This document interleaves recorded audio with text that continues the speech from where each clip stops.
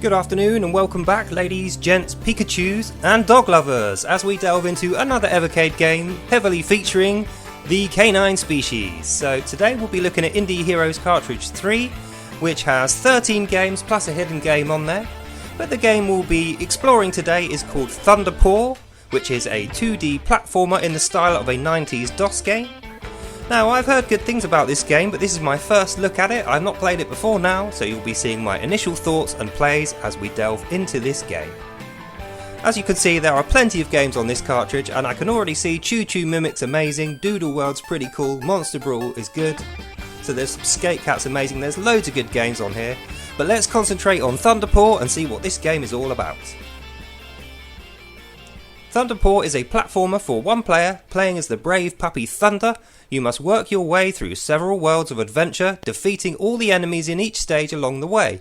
Collect 50 bones for an extra life, 4 green canisters for a continue, and the gems dropped by enemies to increase the power and range of your selected weapon. Be sure to search each stage thoroughly as secrets abound. So pretty standard, sounds like a pretty standard kind of thing.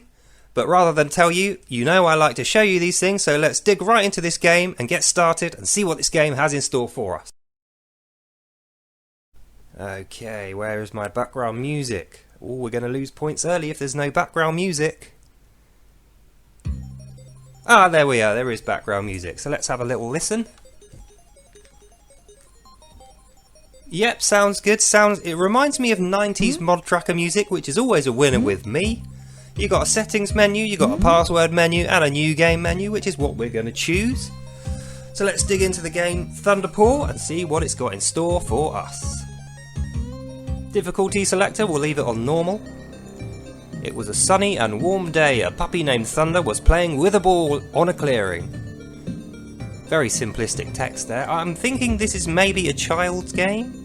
Suddenly a loud explosion was heard, so powerful that it destroyed the home windows, taking down all the trees around. It must have just disappeared the trees, there's like no evidence of them. "Mom, Dad!" Thunder shouted, running into the destroyed house.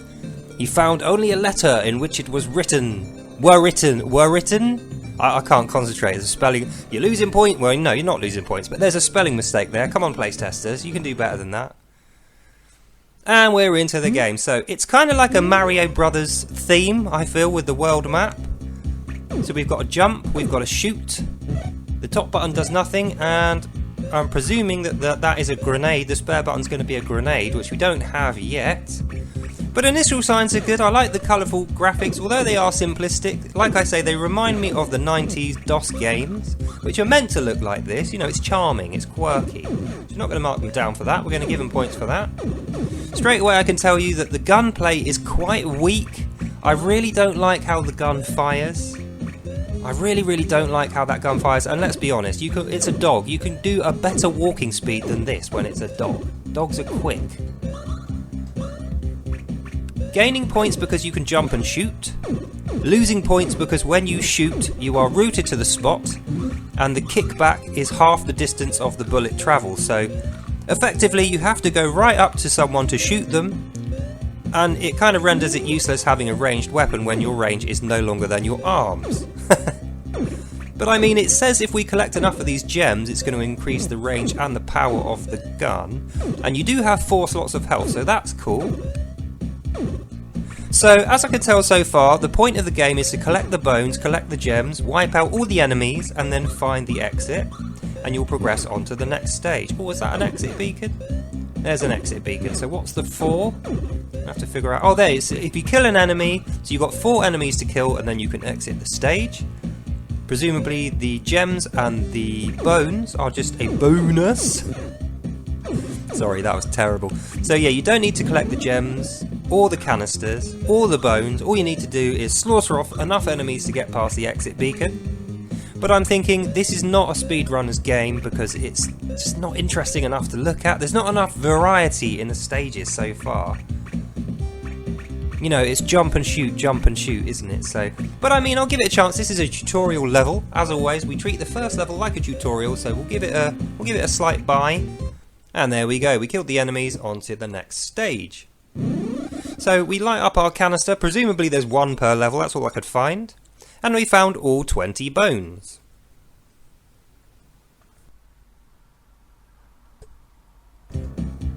Going on into the next levels, it's really more of the same, just the level design gets a little bit more complicated. So now you've got moving platforms, you've got death drops where you can die from falling down.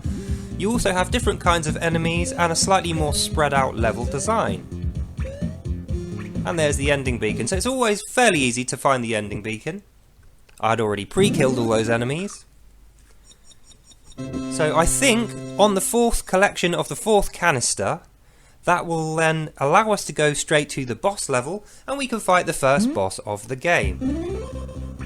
And being as this is the 4th level on this stage, that kind of makes sense. But the reason I missed out the other 2 in-between levels is it's just more of the same. It is quite fun to play. The platforming dynamics are good. It's only the gunplay that lets it down, and the fact that because you move so slowly, your jumps, they're just not long enough. I feel like It's a Dog, he needs to be able to run faster and jump longer. Although you can get the height on the jump, fine, you can't get the distance because of that slow walking speed. So here we are, we're at the end of the level, 2 more enemies to kill. Will I die if I fall towards the exclamation point? Yes, I will. So I'm just proving to you that it does give you a little warning, but there are quite a lot of death drops in this game, so just be aware of that when you play it. But it's a fun little game, you know, it's got its finer points, it has got quirkiness to it. I do like the sprite graphics are good, the background graphics are good.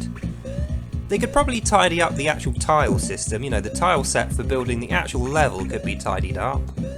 It's a little bit basic, but I mean, it's, you know, yeah, it's okay, it's not too bad. I have to say as well though, the level design does leave a lot to be desired. It's kind of samey. They should really make more effort to have more variety throughout the levels. I mean, that's really what you're here for. You're here for the platforming and the shooting. And since the shooting is a little bit frustrating, I feel like they needed to nail the level design. And it just lets it down a little tiny bit. So anyway, on to the first boss fight of the game. It's this little naughty monkey chucking grenades at me. And oh, look at that. You can't even shoot far enough to get him. That's so annoying. So, the grenades don't kill you unless they actually directly hit you, or if you run into one of the blasts, but the blast is short-lived, so it's fairly difficult to get hit by them. But the balance of the difficulty is balanced out by the fact that he can run away from your bullets, and you literally need to be stood on the monkey's toes in order to shoot him successfully. There's me down to my last bar of health already, so I'm probably soon to die. There we go, there's me dead. But I've learnt my lesson. I feel like, monkey, you are dead on this occasion. I'm going to be a little bit more careful. And I'm going to be more patient with my shots because obviously I have no range in my weapon despite carrying I picked up literally every single crystal I came across. Doesn't seem to have done me a lot of good. But already you can see I'm faring a little bit better this time around. I do feel like he must be nearly dead. I've shot him 15, maybe 20 times.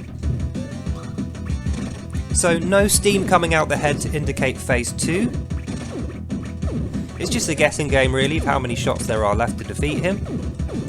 So just nimbly running between the blasts of the grenade, picking up the crystals where you can, making sure he doesn't run into you, because you do suffer contact damage with the enemies in this game. And soon enough I feel like he's going to be for the chop! Grave plus 1 monkey. There we go, so you get a heart which improves your health. No it doesn't, it just refills your health. You get some crystals, and then you get the end of the level. So we move on to World 2. Same old thing, no multipath, just a single line throughout the world from start to finish. Again, we are suffering from a bit of sameness here. The tile sets are exactly the same. I mean, the enemies are going to be different. I can already see there are some different enemy types, like that little icicle thing that falls down. But we see the same enemies as in World 1, the same kind of gameplay again. So I feel like I have to be fair. It's okay, it's not the worst thing ever. It's a good game, it is fun to play. But I feel like more effort needed to go into varying the different enemies you face, varying the tile sets that actually make up the graphics of the level, and obviously some optimization on the shooting mechanics would really have gone far in improving the experience of playing this game. So yeah, I think we're going to run through this game, try not to die, so I can get to the end and have something to say without looking like I'm crap at computer games, because I mean, who wants to listen to reviews by a person who's crap at platforming games? No one. How embarrassing. See, that's called a trap. I was tricked into jumping down there, knowing full well I was going to get contact damage from the enemy, and that was going to push me off the end down into the chasm to die. Time to total up the scores and see what this game does for us and what it doesn't do. Let's have a look at the conclusion and see what the fun rating is for this game. So, in conclusion, what do I think of Thunder Paw? Well, as I said during the review, it's going to lose points for the slow walking speed. Anyone who watches my videos knows that is one of my bugbears. I hate a walking speed being that slow in a 2D platformer, especially one with gun mechanics.